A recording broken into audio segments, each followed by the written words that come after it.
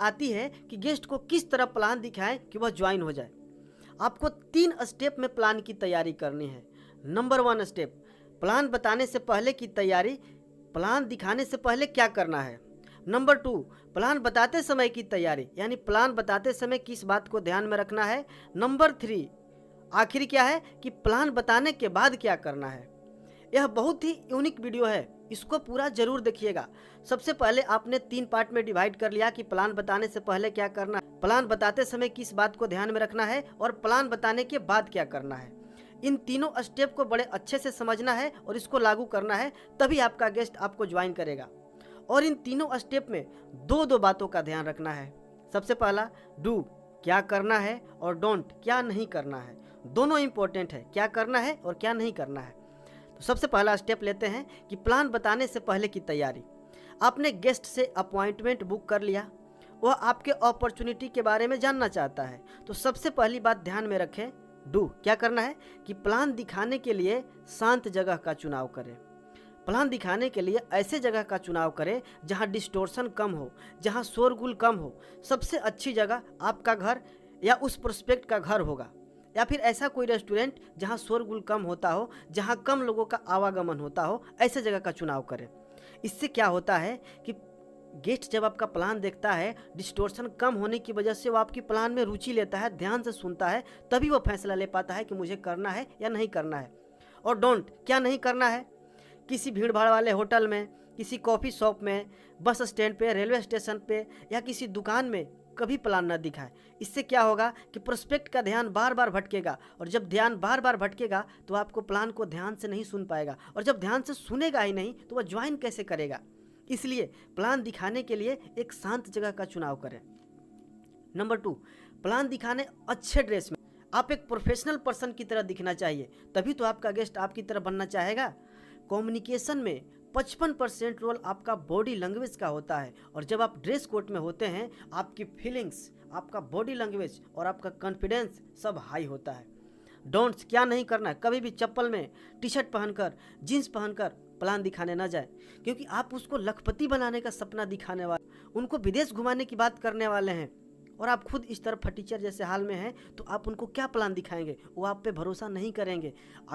लेकिन अगर आप ड्रेस कोड में रहेंगे तो आप पे बिलीव करेंगे कि हाँ, ये आदमी सफल इंसान दिख रहा है। नंबर 3, जरूरी टूल्स व डायरी पेन साथ में रखें। लोग डाटा व फैक्ट पर विश्वास करते हैं, आप पर नहीं।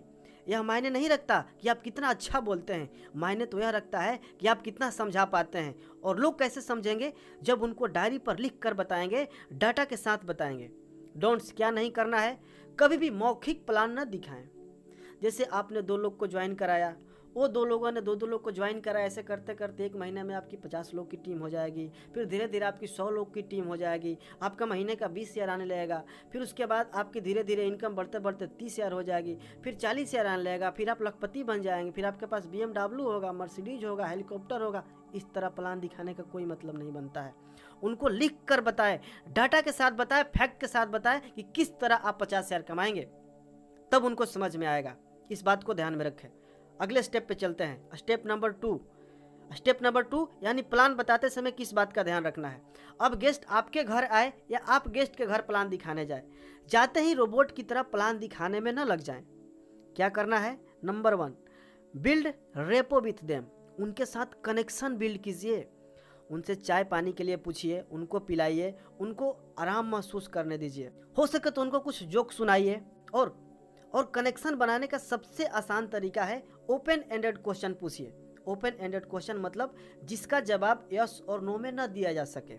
जो प्रश्न क्या, कैसे, कहाँ, क्यों से स्टार्ट होता है उनको हम ओपन एंडेड क्वेश्चन बोलते हैं। उसको किस तरह पूछना है हम उदाहरण से समझते हैं। जैसे आपके फैमिली में कितने लोग हैं, उन्होंने बोला 5 लोग हैं। अच्छा, कौन कौन है, मम्मी पापा हैं और मेरे पत्नी है और मेरे बेटे हैं। अच्छा, आपके बेटे क्या करते हैं, पढ़ाई करते हैं। अच्छा, किस स्कूल में पढ़ाई करते हैं, इस स्कूल में। अच्छा, किस क्लास में है। अच्छा, उनका सपना क्या है। इस तरह से आपको पूछना है। ओपन एंडेड क्वेश्चंस का मतलब है कि आपकी कन्वर्सेशन को शुरू करना। ओके, आगे चलते हैं। Number 2, find PMF। अब पता करिए कि उनका प्राइमरी मोटिवेटिंग फैक्टर क्या है, यानी वो काम क्यों करना चाहते हैं, वो आपका बिजनेस क्यों ज्वाइन करेंगे। आपको उनका प्राइमरी मोटिवेटिंग फैक्टर पता करना होगा कि उनको पैसे के लिए काम करना चाहते हैं, कि उनको नाम बनाना है या वो पहचान बनाना चाहते हैं, उनको गाड़ी चाहिए, उनको घर चाहिए, या वो विदेश की यात्रा करना चाहते हैं। जो भी है पता करें। कैसे पता करेंगे? बातचीत के दौरान सवाल पूछकर कि आप महीने का कितना पैसा कमाना चाहते हैं या आपका सपना क्या है। डोंट्स, क्या नहीं करना है, कभी भी अपने प्राइमरी मोटिवेटिंग फैक्टर के बारे में बात ना करने लग जाएं कि मेरा प्राइमरी मोटिवेटिंग फैक्टर यह है तो इनका भी यही होगा। नहीं नहीं, उनका जानने का प्रयास करें और ध्यान से सुने। Number 3, keep plan short and simple. Plan को हमेशा शॉर्ट और सिंपल रखें। क्या नहीं करना है? बहुत सारे लोग प्रोफाइल बताते हैं तो मेरी कंपनी का ये पूरा एड्रेस, मेरी कंपनी का इतने ब्रांच हैं, मेरी कंपनी की इतनी फ्रेंचाइजी है, मेरी कंपनी का माल यहाँ से बनता है, यहाँ या प्रोडक्ट बताने लगे तो एक एक प्रोडक्ट का स्पेसिफिकेशन क्या है, फीचर्स क्या है, बेनिफिट्स क्या है, प्राइस क्या है, बीवी क्या है, पीवी क्या है, सब बताते हैं। प्लान बताने गए तो हमारी कंपनी में 12 तरीके का इनकम मिलता है, हमारे कंपनी में travel fund, car fund, home fund, bonus बताने लगे तो बोनस बताने लग जाते हैं। यानी टोटल मिला के 1.5 घंटा तक सिर्फ प्रोडक्ट, प्लान और प्रोफाइल में ही लगा देते हैं। इससे क्या होता है कि आपका गेस्ट बोर हो जाता है, उसका कनेक्शन बिल्ड नहीं हो पाता है। तो करना क्या है कि प्लान को शॉर्ट एंड सिंपल रखना है। कोशिश कीजिए कि 30 मिनट में अपने प्लान को ख़त्म कर दें। Number 4, start with a story like this person.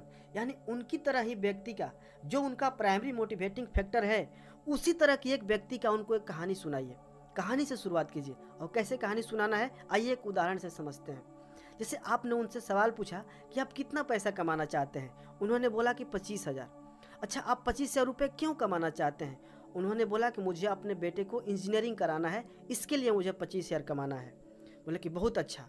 कुछ दिन पहले की ही बात है, आज से 6 महीना पहले एक अंकल जी भी अपने बेटे को इंजीनियरिंग कराना चाहते थे, लेकिन वो जहाँ काम करते थे उनको जितना सैलरी मिलती उस पैसे से वो अपने परिवार का खर्चा मेंटेन कर पाते थे और जो बचता था उसको वो LIC में लगा देते थे। उनके पास कोई ऐसा तरीका नहीं मिल रहा था कि जिससे वो अपने बेटे को इंजीनियरिंग करा सके। लेकिन एक दिन इस बिजनेस के बारे में उनको पता चला और उन्होंने अच्छे से काम किया। आज 6 महीना हुआ है, उन्होंने अपने बेटे को इंजीनियरिंग में एडमिशन भी करा दिया और आज उनकी ज़िंदगी अच्छे से चल रही है। परिवार के सभी लोग खुशी से अपनी ज़िंदगी गुजार रहे हैं। इस तरह की कहानी से शुरुआत कीजिए। आदमी जो होता है इमोशनल होता है, जब उसको आप कहानी सुनाते हैं तो आपकी प्लान में रुचि लेता है, ध्यान से सुनता है, और जब ध्यान से सुनेगा तो चांसेस बढ़ जाते हैं कि वह ज्वाइन करेगा।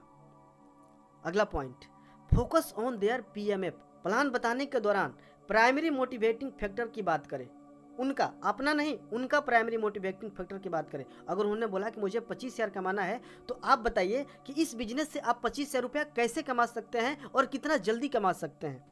हाँ, यह भी जरूर बताइए कि आप और क्या क्या अचीव कर सकते हैं और आप कितना कमा सकते हैं, लेकिन सिर्फ समरी बताइए कि इससे ज़्यादा मेहनत करेंगे तो यह भी मिलेगा, यह भी मिलेगा, यह भी मिलेगा। बहुत सारे लोगों ने अचीव किया है, आप भी अचीव कर सकते हैं। गेस्ट को इससे मतलब नहीं कि आपको क्या लेना है, बस गेस्ट को तो इससे मतलब है कि मुझे क्या लेना है। इसलिए कभी भी अपना प्राइमरी मोटिवेटिंग फैक्टर ना बताने लग जाएं कि मुझे BMW लेना है, मुझे मर्सिडीज लेना है, आप भी BMW और मर्सिडीज लीजिए। नहीं, उसको 25,000 चाहिए तो 25,000 ही बताइए। अगला, प्लान बताने के